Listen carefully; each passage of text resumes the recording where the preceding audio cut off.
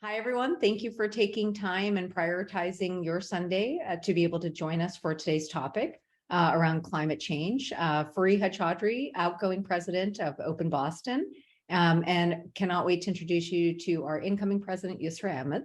But in the meantime, it is my pleasure to be able to introduce Imran Kidwai, who is one of our Boston, not just Boston charter members, but the original Boston founders.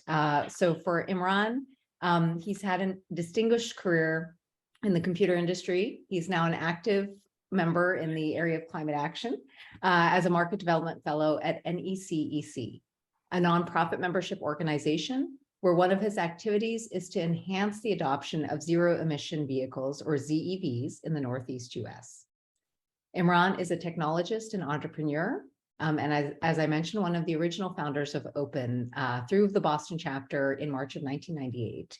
He co-founded Message Machines, a mobile messaging startup where he was VP of engineering and which had a successful exit. He's worked at several startups in full-time or interim executive roles, and he's helped entrepreneurship initiatives in Egypt, Kosovo, Pakistan, and Serbia on USAID-funded projects.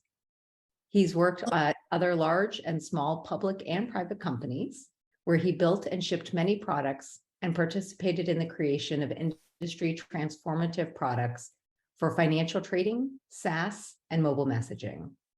His employers include Intel, Epona, acquired by Intel, L1-ID, IDEMIA, NMS Communications, acquired by Message Machines, Lotus/IBM, Digital Equipment, Philips, and ICL. Imran has a BS-EE from Peshawar University, an EDE diploma from Philips International Institute, the Netherlands, and an MS in CICE from University of Michigan. With that, Imran, I'll hand it over to you. Thank you. Thanks so much, Fariha, for the kind introduction. So as the title of my talk says, climate change, challenge and opportunity. And what I want to talk about today is climate change that everybody keeps hearing about, but I want to spend a few minutes up front talking about what it is, and so that we have a level field about understanding what climate change is.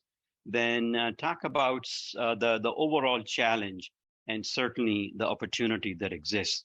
And in many ways, this speaks to the heart of the issue for a lot of us Pakistanis or Pakistani Americans who saw the devastating floods in Pakistan this year, but then also the entrepreneurs and the problem solvers in our community who love to look at any challenge, any major problem as, hey, let's go roll up our sleeves and see what we can do.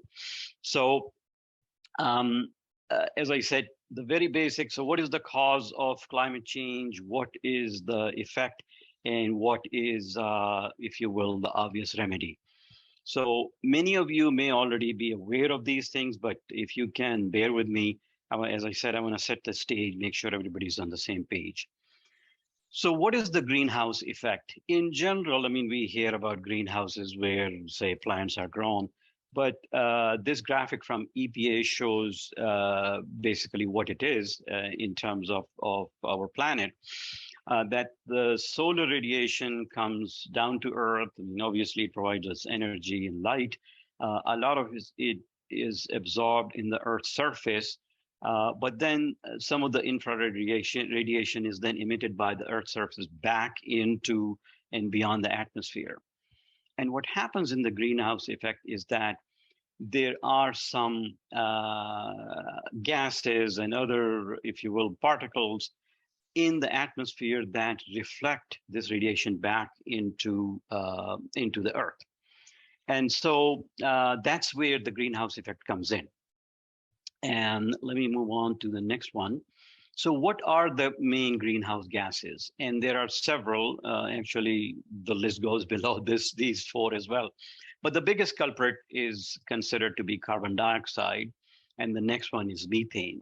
And where does carbon dioxide come into the atmosphere? From electricity generation, burning of fossil fuels, transportation, industry, commercial, and residential. So effectively, the climate change is caused mainly by greenhouse gases, which are generated by burning of fossil fuels. That includes gas, oil, and coal. And the main purposes are transportation, electricity generation, industrial uses, and building heat. The other cause of climate change is deforestation and land use changes that is destroying some of the places where carbon is absorbed. So what scientists have determined is that the average global temperature relative to pre-industrial age has been rising due to a variety of human activity, most notably the increase in greenhouse gases. And some of these persist in the atmosphere for a long time. The other thing to note is that while methane shows to be a small percentage of the overall contributor, it is considered to be 25 times as potent as carbon dioxide. So don't be misled by the small percentage of methane. So the effects of global warming are, and we hear about many of them, but let me just focus on a couple. The rising sea levels, higher temperatures, more heat waves, stronger storms, changing rain and snow patterns.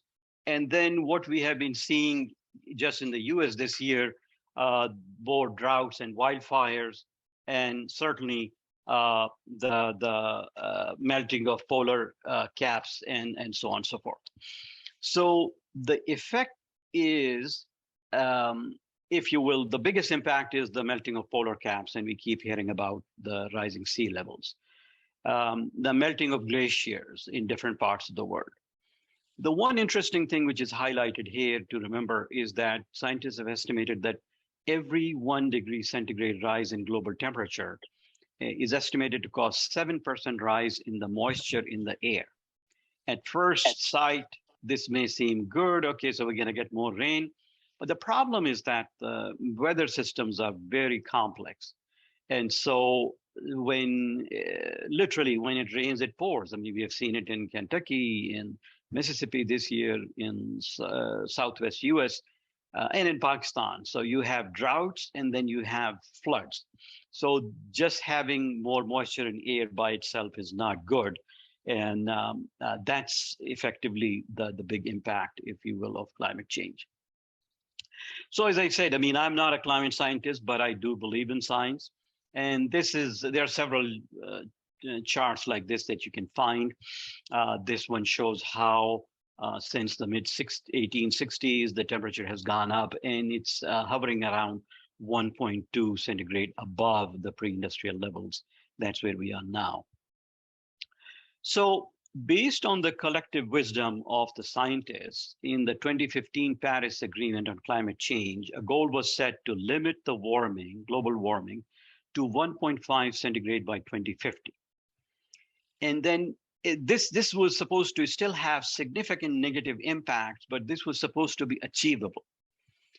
And it was concluded that any increase over 1.5 C will have catastrophic, if you will, effects. Unfortunately, where we stand today in 2022, you're going to see a number around 1.1, 1.2 from different agencies, but we believe that we have already crossed 1.2 C and some of the effects that we're seeing.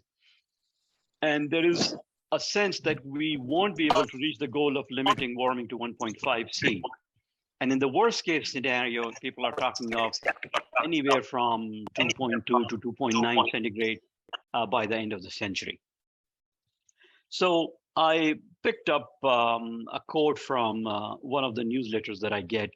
And at this stage, I think we're beyond the debate of who's causing it. Right now, the impact is global. Every single country is experiencing it, and we just have to think about doing something. So we saw all these videos and pictures of what happened in Pakistan, and a couple of things stay in my mind that I heard or read. That Jacobabad, that area, I think had like 149 degrees in April. The area was suffering from drought, lakes and other water sources were evaporating. And then 4 months later, it was under major flood waters. I tried when I grabbed some of these pictures from the web, I tried not to include any humans to show the misery that people were suffering. Well, one thing that I found very interesting is this picture in the middle with these people in the worst of the situation, trying to retrieve a solar panel and a fan with them. And I heard a story on NPR actually a few weeks ago, and they were interviewing these people on the top of a school building, I think somewhere in Sindh, Punjab. And they had brought their solar panel and fan with them, and that was keeping them basically cool in the harsh environment. I'm going to stop here for a moment, and this is an interesting piece of data.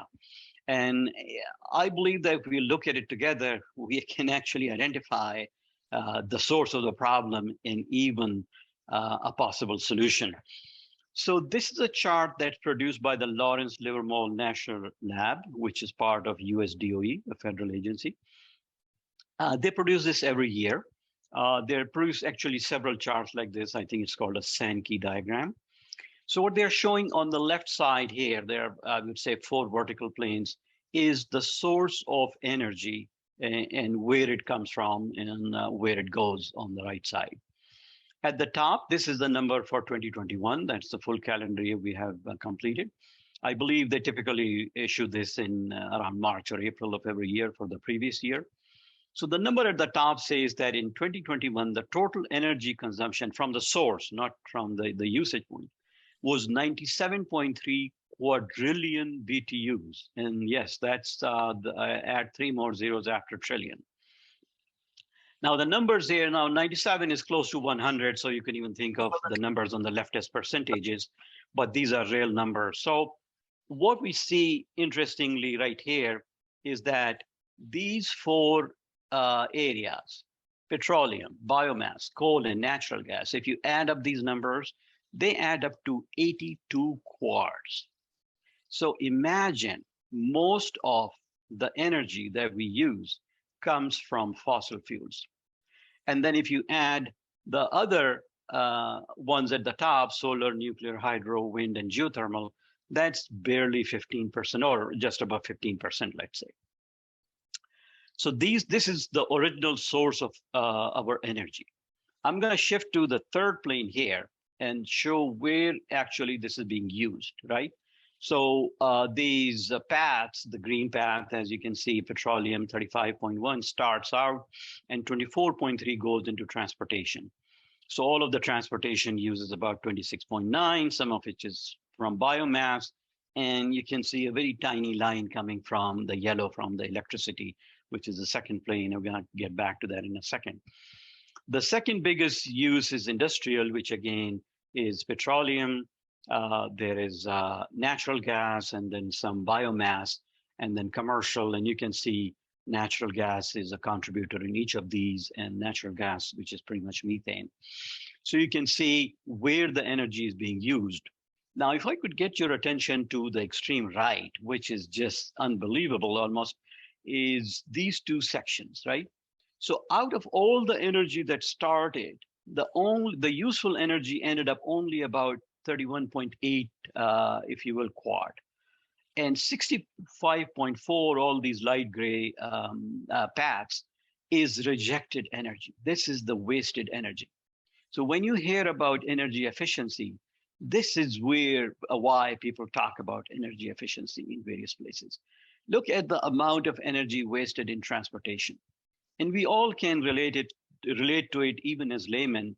If you drive cars or even around public transit, you can feel the heat coming out of the engine and the exhaust and so on. So basically, as engineers, we all know that you cannot really use 100% of the energy that you start with. Some of it is going to get wasted, but the waste is huge. And so that's one area of opportunity. And certainly, as we had talked about in terms of the greenhouse gases and the sources, the fossil fuels, this is a huge, huge segment. And then as we can see, transportation is one of the biggest consumers. Let me just quickly touch upon the second vertical plane here, which is the electricity generation. And as you can see, out of the 97.3 quads, 36.6 actually ends up being used for electricity generation. And what we see on the left is, again, coal is still a significant chunk, although being reduced, at least in the US. Natural gas is huge. And then nuclear is big. Solar, hydro, wind are small chunks, but they contribute to electricity. And where does the electricity go in terms of usage is residential, commercial, industrial, and as I said earlier, a tiny bit in transportation. So hopefully this complex chart now has more meaning to you and can lead us to the next steps. So this is kind of almost like a pun, and I believe I added this slide after the Atlanta event because some people came up with this question in many ways. So the first bullet is what I just touched upon already, which is that transportation is the largest segment of energy consumption and uses the most petroleum. And we all know that you get the most bang for the buck with tackling the biggest problem. So that's why we keep hearing about transportation going electric. And then people ask the question about, well, won't we have more impact? Say if we still, unless we convert to renewable energy, would we not be using more energy from fossil fuel sources? And if we are losing so much energy, aren't we still going to lose a lot of energy? So I added this slide here, and I picked up a couple of interesting graphics from Motor Trend. So in a gas-powered vehicle, most of us drive that. Some of it have hybrids, some of us have hybrids or EVs. But out of the 100% of the original fuel, right, about 80% of it is wasted. So 16 to 25% of the original energy goes to the wheels. Look at what happens in electric vehicles. Okay, so around 11% of the energy is lost only. And then we all, again, if you pay attention, we hear about something called regenerative braking. And so out of the energy that's initially lost, 22% is recaptured. So in the end, about 87 to 91% of the original energy actually goes to the wheels. So we seem to be tackling two problems at once if we go to electrification of vehicles. Number one, obviously, not burning fossil fuels, and then not wasting and just sending them most of the emissions into the air. And the graphic on the right, actually, I'm not going to spend much time, but it talks about what's going to happen if we replace gasoline with coal for electricity generation, or natural gas, or hydro. And each of these still says that EVs are a better idea than internal combustion engines, as we call them. So the other thing that the question that keeps coming up is, okay, if we have all these electric vehicles, aren't we going to run out of electricity? And here is an interesting chart from one of the Bloomberg newsletters I get. And they said, okay, with so many vehicles by 27 million expected by end of year 2022, and they made some projections. So if you look at the amount of energy, I mean, this is general electricity demand, the blue part of the chart, and the black is EV demand, and then the additional EV electricity demand for net zero scenario. That's still very, very tiny. I mean, it is going to have an impact, but it's not going to take away from a lot of the energy or electricity production. And the chart on the right, again, in terms of sources of energy, what it's saying is that in 2021, 40% of the electricity produced basically in the power sector was derived from non-fossil fuel sources. So overall, it is a step in the right direction. The other thing to say, again, is cost, right? And what these charts show, and it's a little hard because wind and solar are overlapping at this part of the chart, but today, wind and solar have become cheaper than all other alternatives. Those are the two lines at the bottom.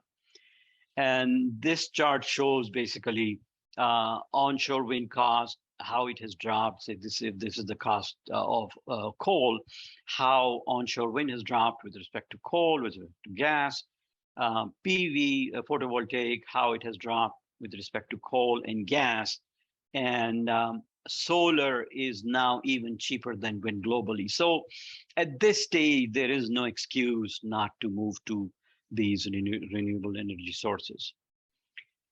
The other thing which I just picked up a couple of days ago is, again, data from one of the magazines, which says that utility scale solar construction, these are the large solar PV plants that we see on the ground or whatever, this cost has dropped. And this is from 2013 to 2020, halved. So I don't have the numbers for 2021, but look at this number going almost from 4,000 to 1,655.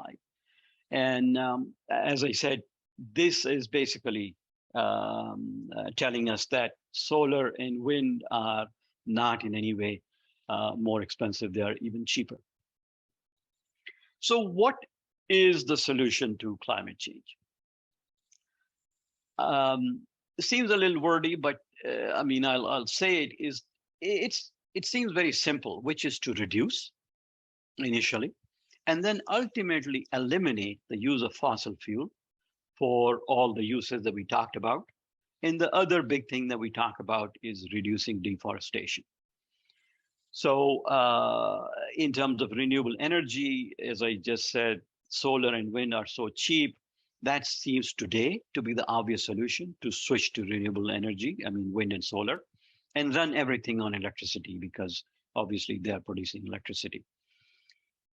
One interesting thing that I came across in coming up with the simplest statement about this is Bryony Worthington, who's a member of the UK House of Lords and was one of the authors of the 2008 UK Climate Change Act.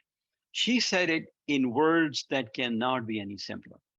She said the solutions to climate change, the solutions to air quality, and the solutions to high energy prices are all the same thing. You use less energy and you use cleaner energy. And when I saw this, I said, you know what, I got to capture this. And it reminds me of Albert Einstein saying, make everything as simple as possible, but no simpler. And I think this is where it is. So in a nutshell, I think what we're saying is that remedy is decarbonization. This is what we hear about, the word decarbonization. And hopefully by now you understand what this means, is to remove the carbon from the atmosphere. So that has two aspects: stop new damage. As they say, if you find yourself in a hole, the first thing is to stop digging. So we got to stop the new damage and then do whatever we can to repair the existing damage. And this is where, as I said at the beginning, the challenge comes in for the entrepreneurs to solve the problems. And certainly there is innovation and there is money to be made in the business. So maybe it's saying that again, but in pictures. So the goal of the energy transformation is to move from these kind of fossil fuel plants, and coal and gas are major ones in the US right now, to move to renewable energy sources. And for the transportation to go from gasoline cars to electric vehicles, big rigs that are spewing these greenhouse gases into the atmosphere, to here's a Tesla rig. Hopefully we'll start to see them in December as announced. And then there is other work going on with big rigs and heavy vehicles using hydrogen. For smaller cars, electric seems to be the winner, hands down, although there is some hydrogen still in place. But for the big rigs right now, there is a second option, which is hydrogen, and time will tell. So let me just take a moment to talk about what's happening in the clean tech landscape. Now, a lot of the topics that I touched upon, we could just spend hours on any of those, and the same thing is going to happen here. But I just want to paint a high-level picture. So what's happening in clean tech landscape, and I'll touch upon a few different areas. The first one is batteries. So as they say, the the first question that I get asked when I talk about clean energy with skeptics, they say, well, okay, so what's going to happen when the sun doesn't shine or the wind doesn't blow? And what you need, obviously, is some kind of storage. So for the time that you don't have that energy. And the one solution today that's obvious is batteries. And we keep hearing about lithium-ion batteries. They're also essential for electric vehicles. There's another technology called lithium phosphate. And then there are many other chemistries for battery materials, for anodes. Every day, every week, I hear about a new innovation. There's a lot of work going on. And then for large scale, or what we call long duration energy storage, which is my secondary work at NECEC, called long duration energy storage, there is something called flow batteries. And so when we talk of lithium ion batteries, and there are plenty in use in the US today and in Australia and elsewhere, they're typically used on the grid for about 2 to 4 hours. Beyond that, they are very, very expensive. And these flow batteries, some of them claim that they can actually store a charge for up to 100 hours of usage. So that's what's happening, plenty happening. The other that I had touched upon earlier, energy efficiency, how much of energy we lose, that's where energy efficiency comes in. And in all different aspects, whether it's building, industry, transportation, it's like, as they say, a dollar saved is a dollar earned. So if you can save the energy that is otherwise wasted, then you obviously are contributing positively.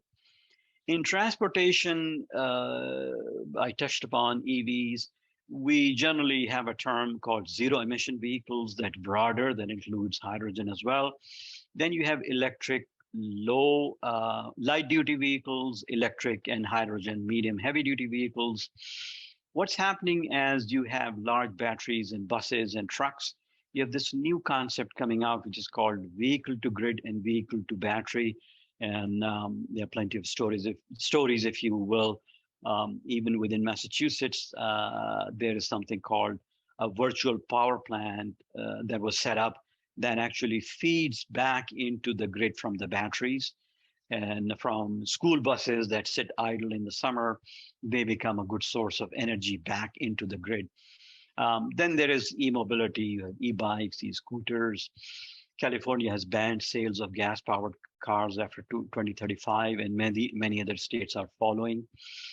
Aircrafts are moving to batteries. Iceland just announced that I believe starting in 2035, all domestic flights will be using battery-powered aircraft.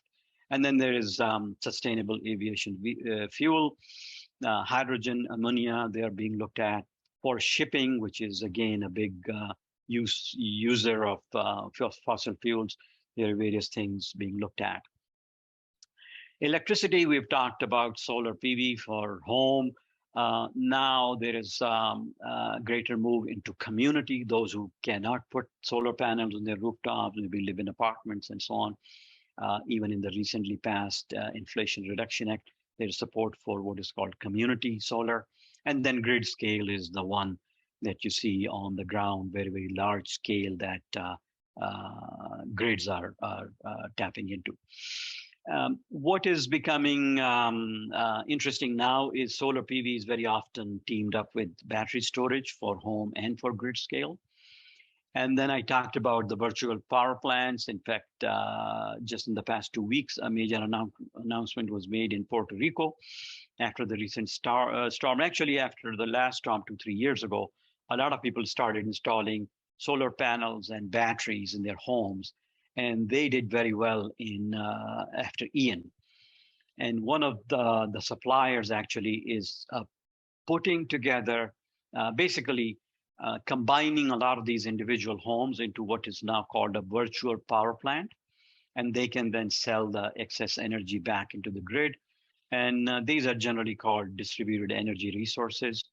Wind, onshore, and clearly there have been some issues, and this has been, this is kind of at a plateau in some ways, but now, even in the US, we're moving to very large scale offshore wind, and construction on projects is happening off of Massachusetts, New York, New Jersey, wherever. California is getting into the game. The one big challenge is grid expansion and transformation. So as we produce more electricity and make more, if you will, consumers of electricity on the right side of the chart that I showed about, one of the challenges is, okay, you got to expand the grid to move more power. And traditionally, it takes like 5 to 10 years for a new grid expansion to be put into place for various reasons, land rights, NIMBY, other kind of permitting. And what's happening is people are coming up with interesting ways of reusing the existing grid to move more power. And this is, again, an area of innovation that's happening. We've talked about grid scale energy storage and then certainly smart metering, many of you may be aware of. In industrial, the two biggest users of fossil fuel and which don't have an obvious alternative today is steel and cement manufacturing, because they need temperatures in the 1400 to 1700 centigrade range, and petrochemicals. There's some very interesting work going on there right now with startups. I came across a startup recently that's producing steel at 60 degrees C, right? Still in the lab, and they gotta find a way to scale. Homes and buildings, in that Sankey chart that you saw, that was the smallest of the 4 segments on the users on the right side. But again, we lose a lot of energy in homes, so energy efficiency comes in many ways first. Then you have electric heat pumps, other ways to optimize energy, only run things when needed, rather than running, say, heating, cooling all the time. There is a concept called net zero energy construction, and we actually built our homes using those principles about 8 years ago. We live in a house that has no dependence on fossil fuel, except for our backup propane fireplace. And we did that about eight years ago. We started, and it was a scary thought in the Northeast, which is very cold. How can you live without oil and gas? But we're still living, alhamdulillah. Ag tech is a broad term. Food waste reduction, food wastage is a big, big problem. Water management, I mean, as we talked about earlier, part of the effects of climate change are sometimes you have drought, sometimes you have too much water, and if you can manage water better. Methane is a big problem with cattle, and so some people say, hey, don't eat beef. And then there's other alternative. People are working on technology to reduce methane production from cattle, and then repurposing farm methane if you can collect it and use it as natural gas. Cybersecurity. So this keeps coming up over and over again as we get more dependent on transmission grids as well as distributed energy resources. Cybersecurity itself is going to be essential, and this is part of the clean tech landscape, I would argue. In terms of one of the summary bullets I had on a previous slide, where how can we fix the damage that's already been done? This is an area called carbon capture and sequestration. And there are many, many technologies, several ongoing projects, some promising, some have not worked. But this is where you capture carbon dioxide, either from the atmosphere or from the source, let's say at a power plant or a chemical plant, whatever. You capture it from the chimneys and whatever sources, and then you sequester it. One question I thought I'll address is, okay, so where does software fit in? Many of us work in software, and while we need everybody on the deck, whether it's chemical engineer, electrical, mechanical, industrial, aerospace, chemists, physicists, accountants. So where does software fit in? Well, I'll start by saying that today's software is the core of pretty much everything, right? Many of us know that everything runs on software. Your iPhone, basically, that we all live on, or other smartphones, they're just pieces of software with, if you will, hardware attached to it. About 11 years ago, Mark Andreessen wrote an article, Why Software is Eating the World. And by now, the software has eaten the world many times over. And Mark Andreessen, as you may remember, is one of the early, if you will, adopters of World Wide Web. He took Tim Berners-Lee's ideas on World Wide Web, created the first Mosaic browser.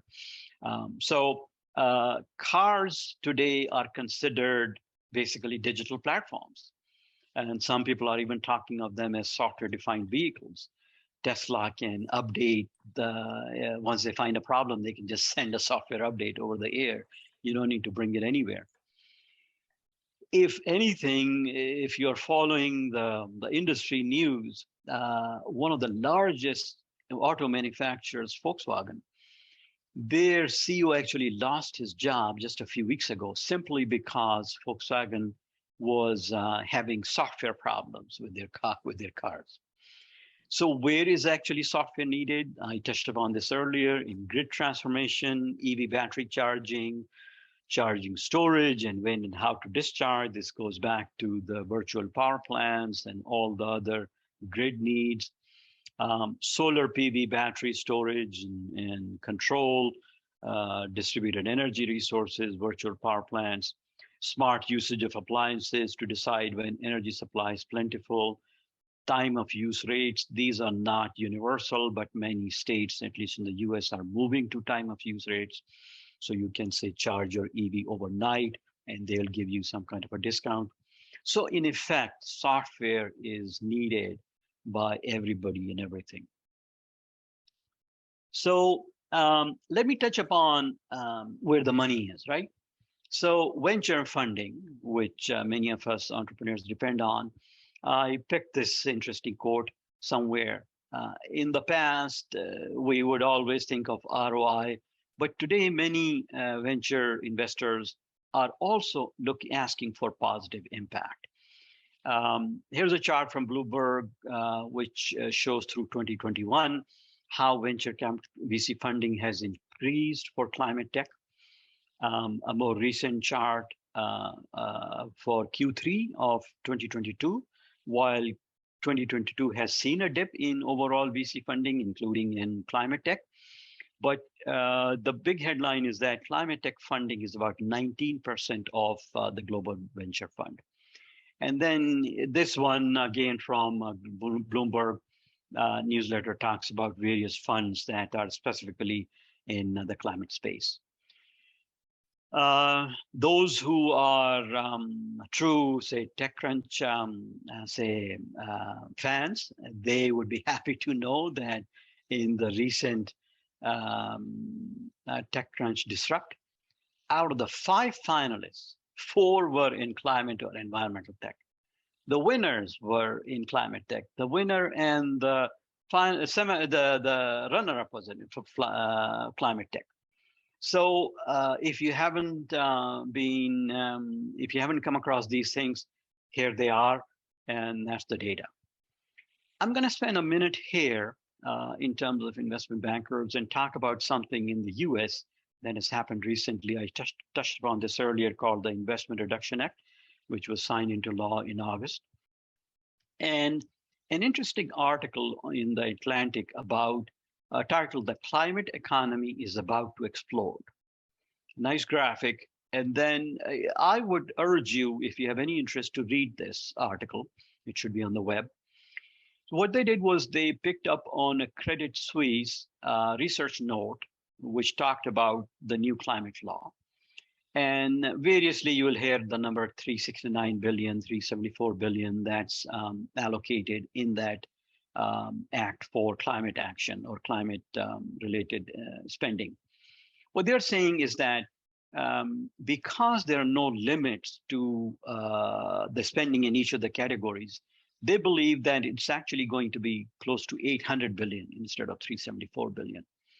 And then because of other money that gets drawn in, they believe over 10 years, this may actually add about 1.7 trillion to the economy.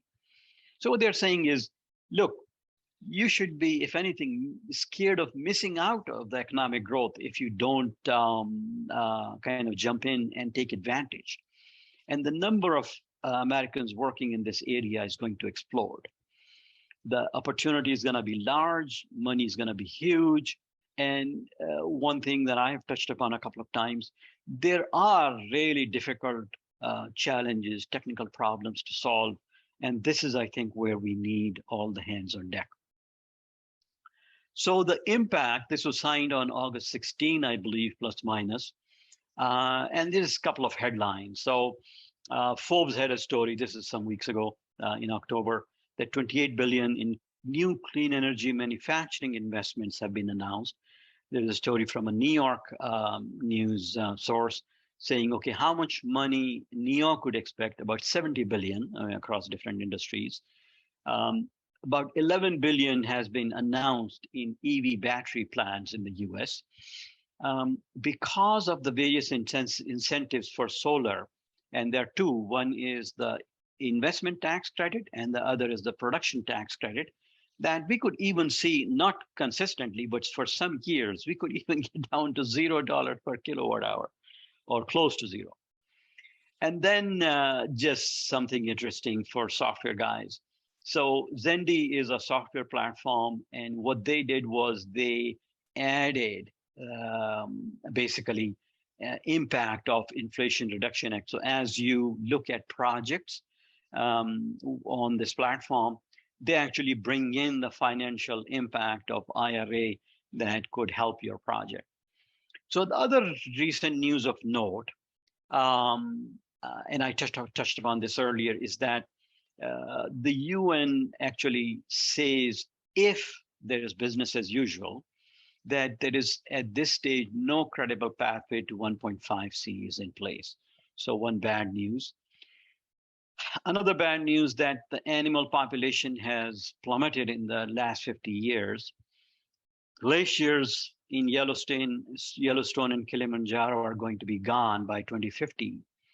But here's one positive news. We all know Apple, and they just announced a couple of weeks ago, they have told all their suppliers to decarbonize by 2030. So people are working and working hard to do something. And after all the, here are a couple of slides and then I'll stop. So here is another just numbers. So climate catastrophes are kind of just in the past 3 years are expected to cost about 1 trillion. Then there is this question that keeps coming up about the loss of jobs. And again, this is an interview I just picked up a couple of days ago. And this guy has estimated that for every 1 million that we invest in fossil industry, we get about 2.5 jobs. And we get 7 jobs if you do that in the clean energy industry. And what it's going to take to decarbonize is, I mean, again, a huge amount. Where is this going to come from? Well, people are still talking about it, but contributions are being made. So to recap, and I'll stop in a moment, the effects of climate change are devastating. They're upon us. We can see them all around us. It is posing an existential threat to the future of our planet, our children and grandchildren. In fact, my tagline is that I'm trying to save the planet for your grandkids and mine. Time is running out and doing nothing is not an option. And this is where we need you. We need everybody possible, all the innovators. So if we can solve the difficult problems in a different way, in a more innovative way, maybe we can bend the arc. I mean, there's still opportunity in the business as usual paths, but there's also opportunity in significant impact. And then certainly there's plenty of money available. Now, this was my penultimate slide. On Thursday night, I kind of finished this and was going to let my deck kind of have rest. And interestingly, Friday morning, I opened a newsletter that I get. I think it comes from Madrid. There was a link to a presentation by the International Energy Association, World Energy Outlook. And so that actually gave me another glimmer of hope, and that's where I will end. So this is on the web, you can get it. And what they're saying is, while things are bad, we can still keep the door open to 1.5C, which is how far we want to limit global warming to by 2050. The way I read it, there was no commentaries that This is where we are in 2021 with carbon dioxide emissions. And what they're saying is that by 2030, we can get to this level by, so the red is the pre-Paris baseline, right? But they're saying if the different stated policies of companies uh, and companies and countries are added up, then we actually can have this change. If all the announced pledges are met, only just the announced pledges, then we can have this much change. And then in order to get to net zero emissions by 2050, we can have this change. And similarly here. So while the current situation is dire, we can't give up. And so there is hope. And so my question to all of you is, are you ready to join the race to save the planet? And that's where I'll end, and we'll go into questions. Assalamu alaikum, Imran. This is Ruma. Thank you for the great presentation. I work for a software company, and I've been working on our sustainability portfolio for over a year.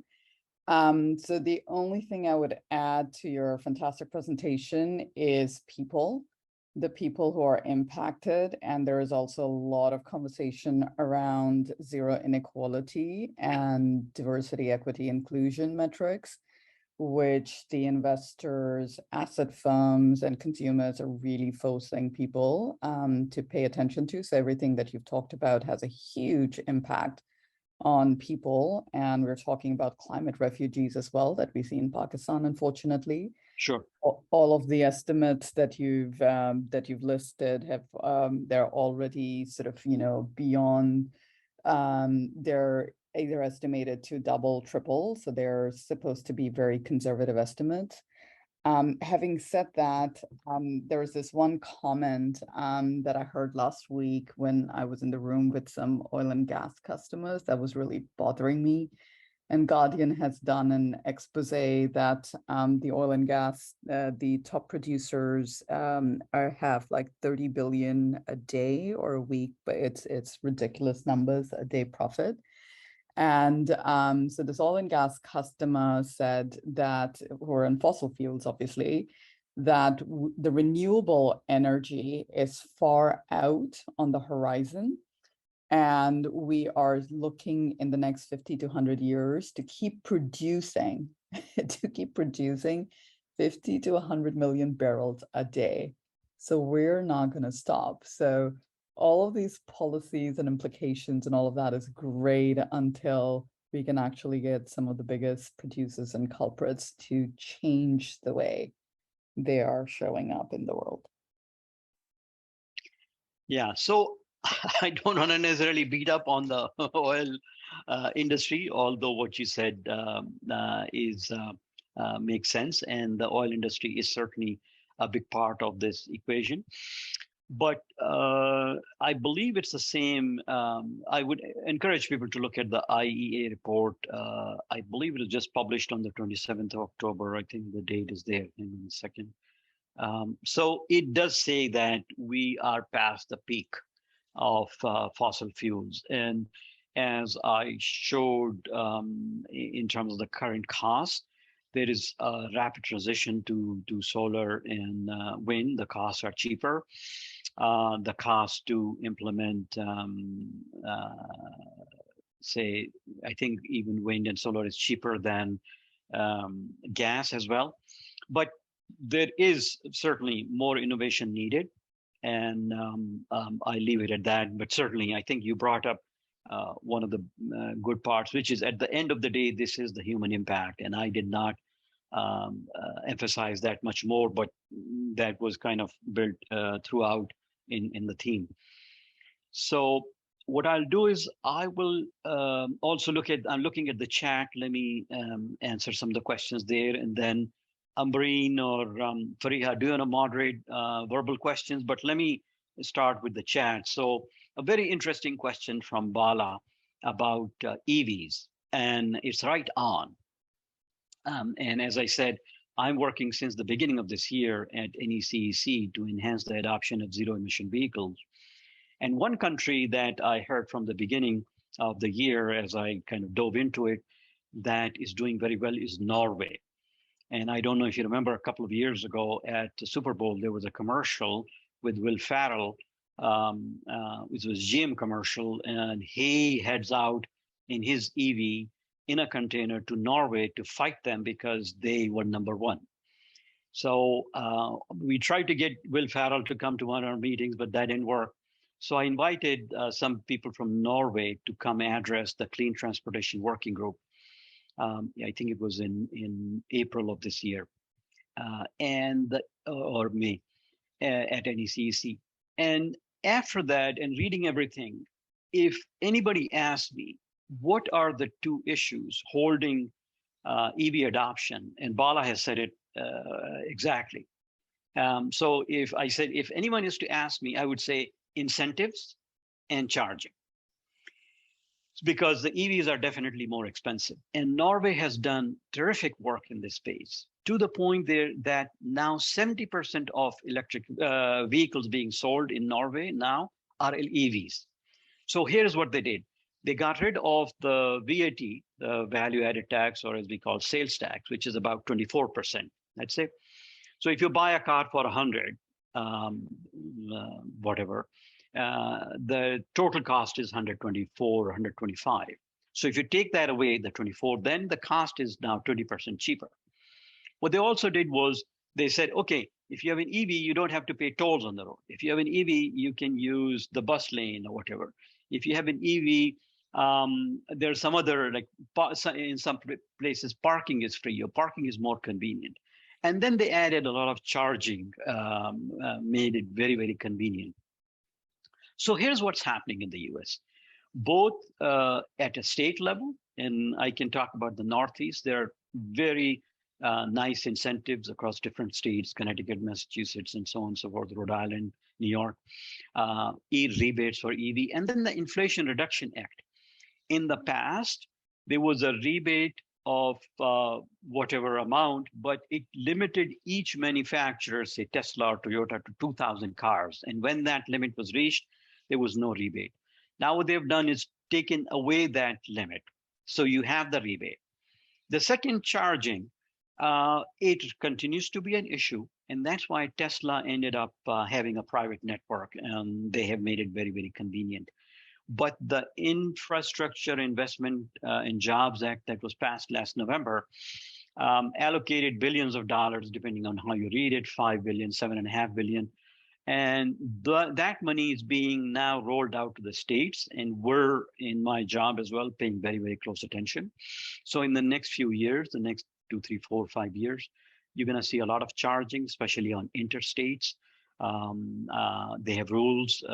The money comes with these requirements that when the state spends money on charging infrastructure, it has to be no more than 50 miles apart on what are called alternative fuel corridors. So these problems are being tackled, and clearly these are the right problems, and we're going there. So let's see.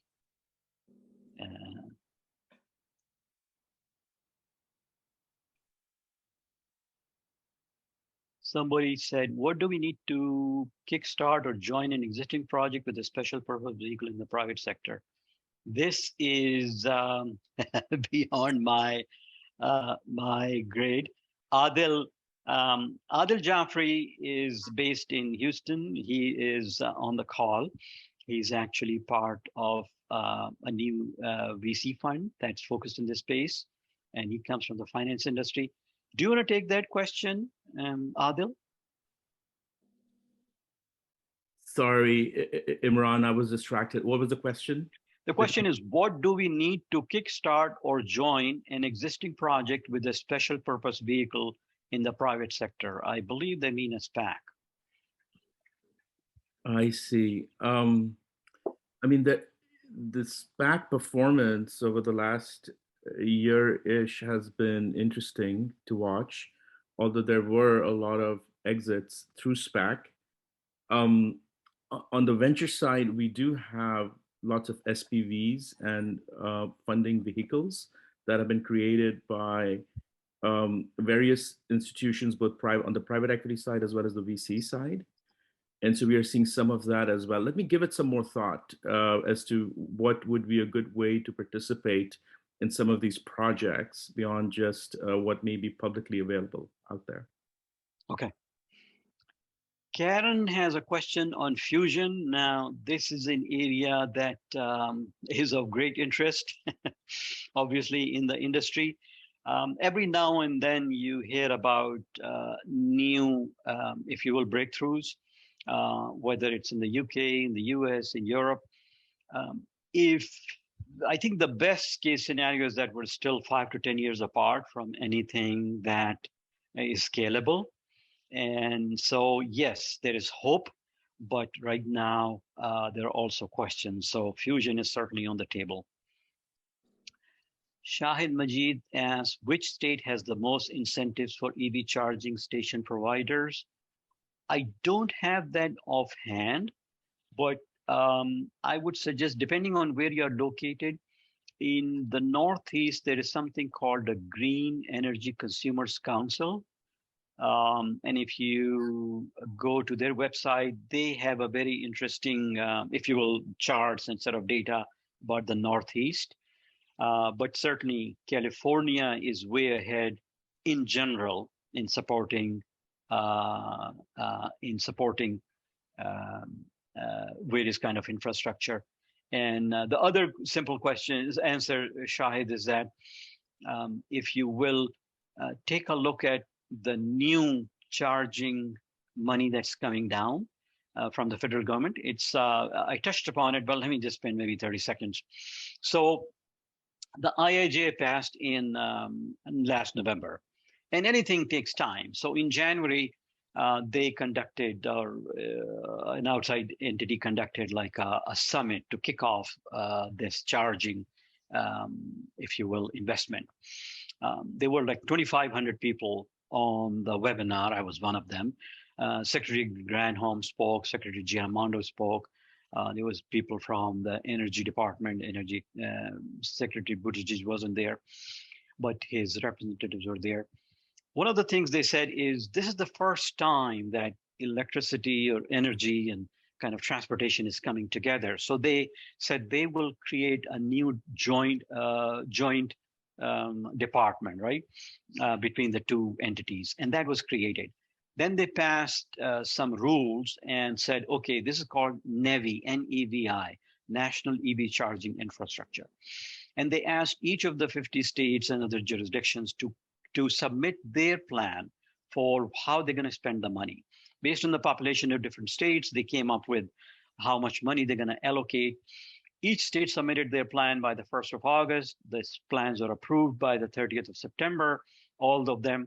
And now we're into the next stage where the Fed is coming up with new rules, and the states are going to have RFPs issued in the next few months to allow, say, private entities to come in and then have bid on these projects. So it's a work in progress, and that's where most of the money is. So pay attention to what's happening in NEVI, and not to kind of plug that in, but at NECEC, we're hosting a conference in New York on December 5th at Con Edison that's just specifically around these NEVI plans and electric charging.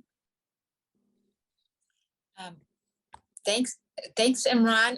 I really appreciate you doing a second. It is an encore presentation from the retreat, and I have a question from Kashif Chaudhary, who was also at the retreat.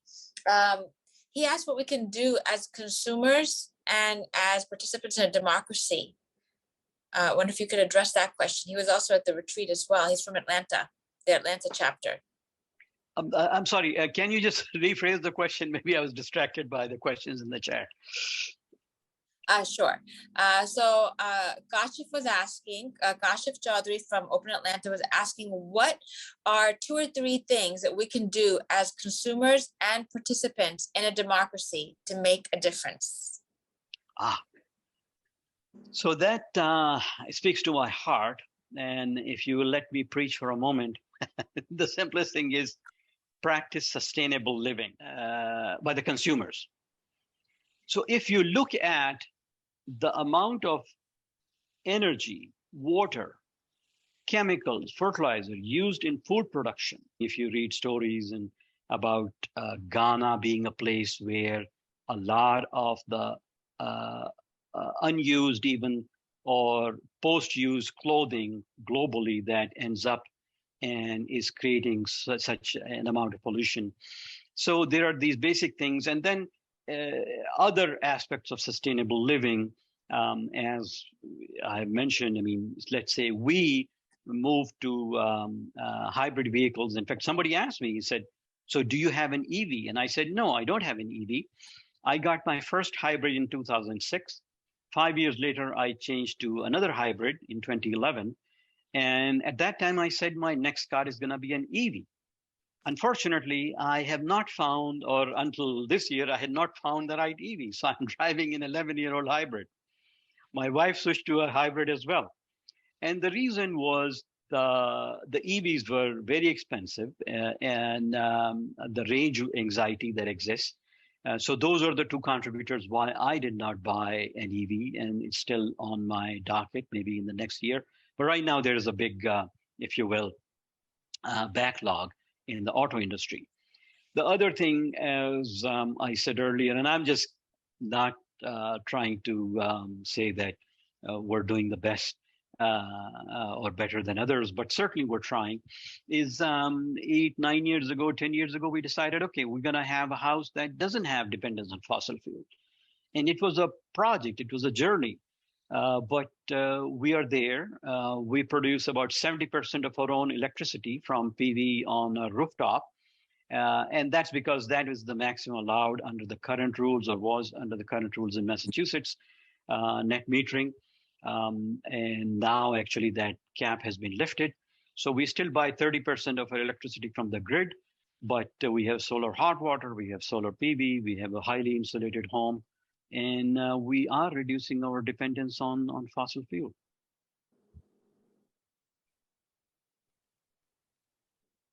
Other questions?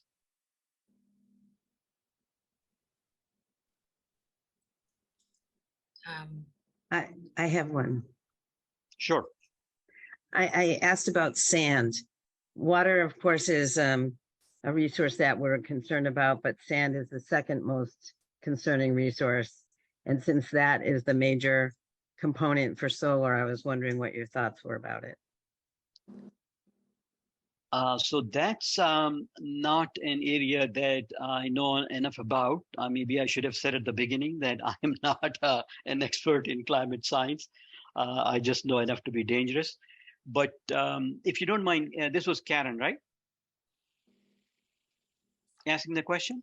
Yes, it was Okay. Karen. So Sure. if you don't mind, could you just introduce yourself and maybe elaborate just a little bit on what you meant? Sure. I'm the executive director of Foundation for a Green Future. Okay. I've been following resources, their use, and how climate change is impacting the way water and sand are being used in our economy right now. Mhm. And from what my understanding is, number one, we're taking a lot of sand away from lakes and rivers, which is creating a problem for filtering and eventually also some of the problems for flooding. But Okay. not only that, it's the second largest resource that's being mined and used in the world. And the predictions that I saw is that within the next 5 years, we may be out of the type of sand that we'll need to make solar. Sure. So good point, actually. So the only thing I can say, actually, I saw something just in the past week, and I cannot remember who it was, but some US agency, either the National Renewable Energy Lab or some university or combination. And they said that if we focus on making solar panels last longer, they already last about 25 to 30 years, then we can decrease actually the consumption of some of the materials that go in. So I think that's one approach that's being talked about right now.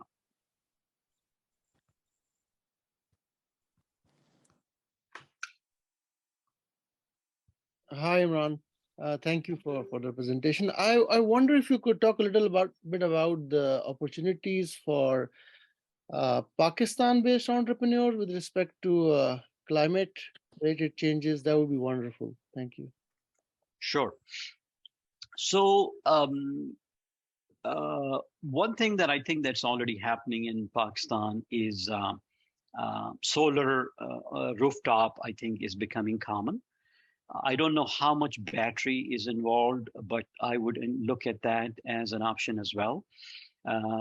So where that's going is, and again, I get maybe 8, 10, 12 newsletters a day, Bloomberg, PV Magazine, and some others. One interesting thing that I'm reading about that's happening in Africa and other parts of the world, and this happens very often, is people leapfrogging technology. So those who have been waiting, say, let's say in remote villages for electricity, they're starting to set up what is called a microgrid. So within a little village, you put solar panels, not on just one rooftop, but on multiple rooftops, and you have batteries, and you tie them together, and then you provide electricity to the whole village.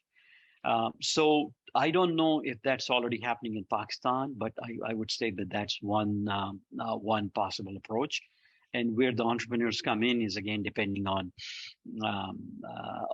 your capacity and so on, is an entity can own it and then charge people electricity for the use of the electricity as they go, rather than individuals putting up capital expense there. Got it. Thank you. Other questions? Yeah, I've got a question, actually. Go ahead. Yeah. So the name is Yusuf. I'm in Boston, and I have a company in Nigeria. So presently working on building an industrial ecological park that is off-grid. It's a 18 hectares land, and right now what I'm also trying to do is do rural electrification within the village my parents came out from. Because that would also help in terms of agricultural products manufacturing, because during COVID, we saw what happened. The northern part of Nigeria is one of the part that actually has the most sunlight and that feeds the country. And, you know, when you do also export, when your family is into production and export commodities, and you've seen how we consume energy and we don't have the energy, you know, Karen has also exposed Foundation for Green me to the opportunities of, you know, solar. So I said, you know what, I have 18 hectare land, and I'm also tried that. I was the one that asked the question, can we have a special purpose vehicle to pilot the project? Because I know Nigeria has been talking about, you know, green energy, SDG, but I'm just trying to see opportunities, you know, for industrialization, basically, to also, because the supply and demand, both logistics of agricultural products, and we saw what happened, you know, in Pakistan and what happened in Nigeria a couple months ago with the flooding. I'm just thinking, you know, how, you know, pragmatically can we move forward in terms of, you know, companies who are willing to do technology transfer, you know. So yeah, that's my question. I might ask too many questions, but yeah, in summary. Adil, do you have anything to add here?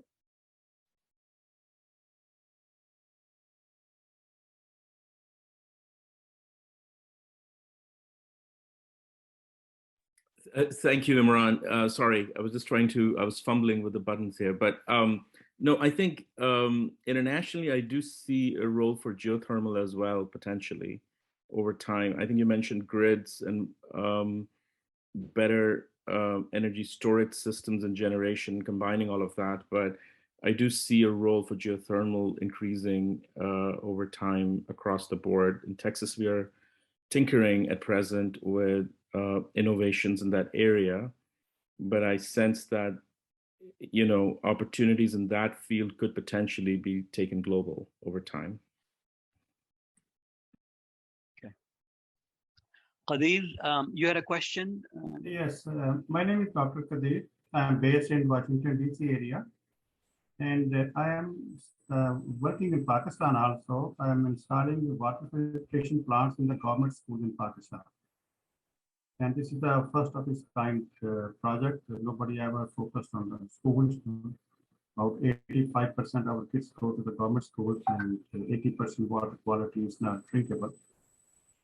And 80% diseases are waterborne diseases. So anyway, but in this project, I found out that there's a lot of people, they like, philanthropists, and they put the water filtration plants in Lahore, about 150 to 200 plants are there. And out of them, about 60% they are not working. And that's because of the electricity. And electricity costs about 60 to 70% of the running costs. So this is in my mind also is that if we are able to revitalize those, refurbish those unfunctional plants, what is the best way for that? I mean, I'll just make a guess. Given that grid-based power continues to be an issue, do look at solar plus battery, right? So the solar is some hours of the day, the sun shines, and you have solar power coming, basically generated. And then at other times, if you have a backup battery, then you can extend your time. Now, there's clearly a capital cost involved, but that's where a lot of people do their math and they conclude that they are better off this way. And given the significant drop in solar prices, the solar is today, as I said, cheaper than other alternatives. The battery is still expensive, but those prices, to be fair, were expected to come down. But in the past 2 years, I think, or this year, because of various supply chain issues, the battery costs have in some ways gone up, but they are stabilizing again. So that's all I can suggest right now. I need to tell you one more thing. For one student, it cost me $1 to supply Nestle quality water for 15 years.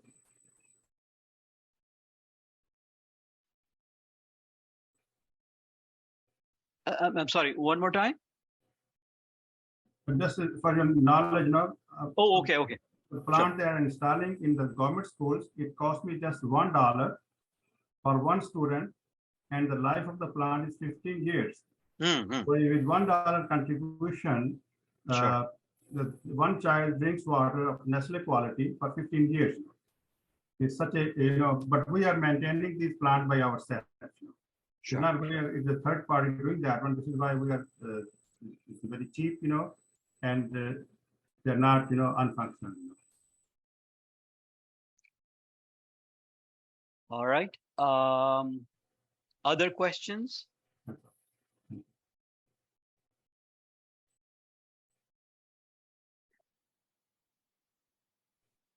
One person that I would like to acknowledge in the audience is Iram Sattar. She's a professor at Tufts. She's an attorney, and she specializes in water.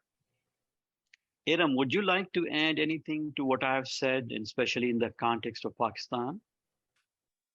Imran, I just want to thank you because I thought your presentation was really enlightening. And as you said, there's a lot of interest in this area. One of the things that people tell us, the World Bank keeps telling us repeatedly, is that most people will not experience climate change, but they will experience it primarily through the water cycle. So I was so glad to see your focus on, your focus on what that does, like holding more moisture in the air and the problems related to that. And the other thing which I thought was great that you focused on was the changes to the food cycle and what we can do as consumers and how we go about that. So I really want to thank you for that. And I think it was a really wonderful, enlightening presentation. And I hope that there's lots of conversations that we keep going, through this forum on this. Yeah, so I think, as I may have said a couple of times, I am not an expert. I know enough to be dangerous, But what I wanted to do was to stir it up and basically challenge the entrepreneurs and the thinkers and the problem solvers in the community who have not thought about doing something specifically, either from an entrepreneurial or technical perspective, is to see what they can do to contribute and help change the lives of people on the planet now and for the future. Thanks. Sure. Shama has a question.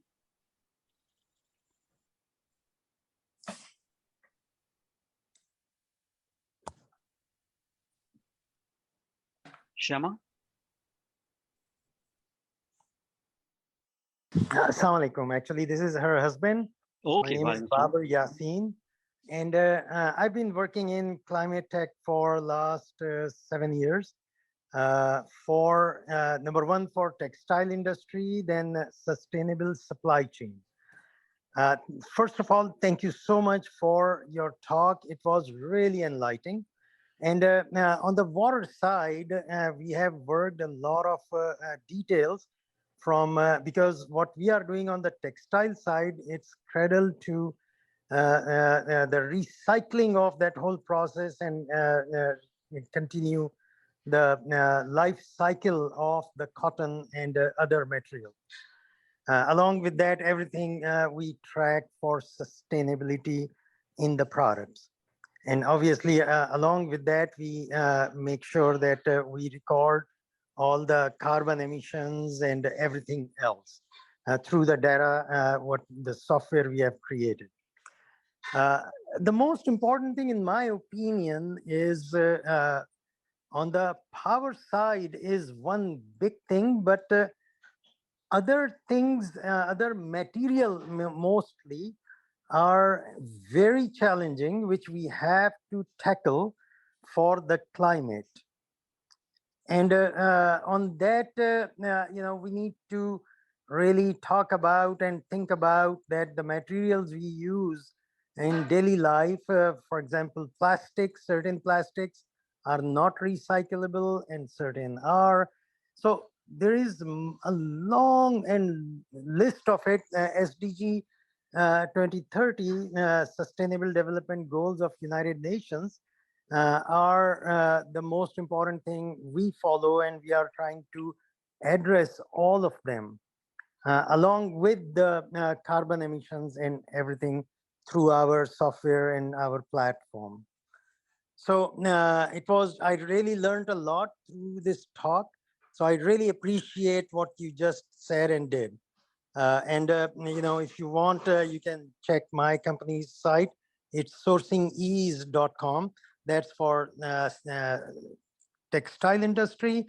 And then we are working on sustainable supply chain for all the manufacturing industries, where we can track their raw materials and other social factors as well, where the labor and how they are getting paid, and all the other factors which you can imagine in SDGs 2030. Sure. Thank you so much. You. Yeah. Thank you so much for your comment and for the work that you're doing. I'll just make one quick comment here.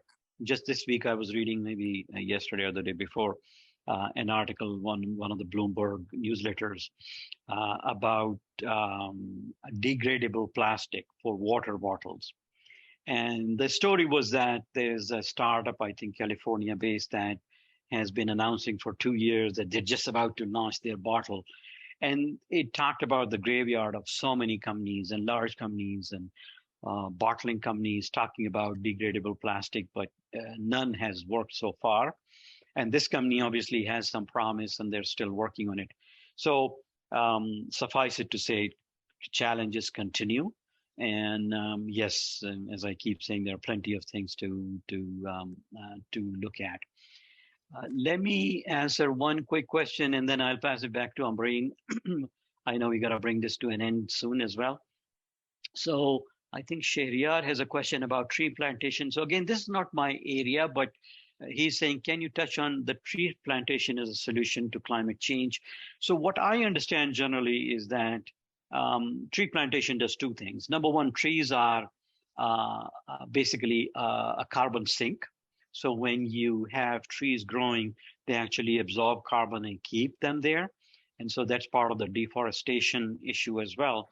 The second thing is, and this happens in many, many areas, we hear about terrible disasters, landslides and so on in Latin America or wherever. And the explanation is that after the trees were removed, the soil becomes much softer and easier to erode.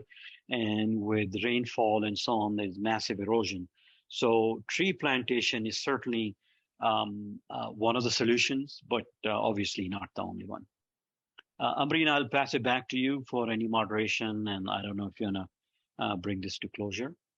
Well, thanks so much. You know, this is a topic we could just keep on going on for more time, and I think it really warrants actually launching an initiative. And many of us have talked about this over the course of the year.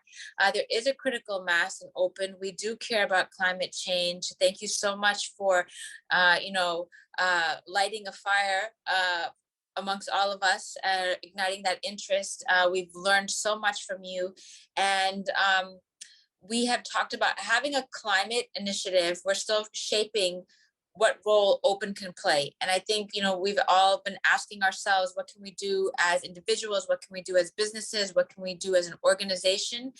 What can we do with our membership and our partners? And I just want to say that this is the first of many events, and I would love it if you reached out to us if you have an interest in more events like this. So I've made a note of everyone who's attended, and would love to hear your feedback about how can we collectively make a difference. What kind of events would you like to see? What ideas do you have? And really would like to call upon all of you to do your part and make all of us, educate all of us and activate all of us, and let's work on this together. I do want to have a special shout out also to Karen, who actually has worked with Open. Karen is the executive director of the Foundation for a Green Future.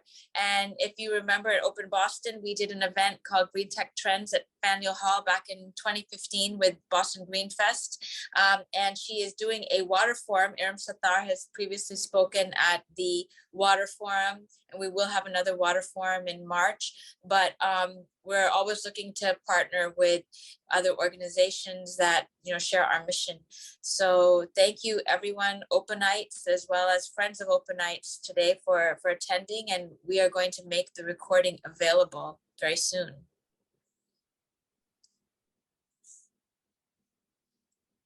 Thank you. All right. Thanks very much for the opportunity, and thanks for all the audience. There's one question from Naved. Maybe we can take that and then bring this to a closure. Naved, Okay. you have a question? Yeah, actually, I was just applauding for a nice presentation, but one thing I would like to mention is SAP is also has big initiative in this respect as well. Big software giant from Germany. Okay.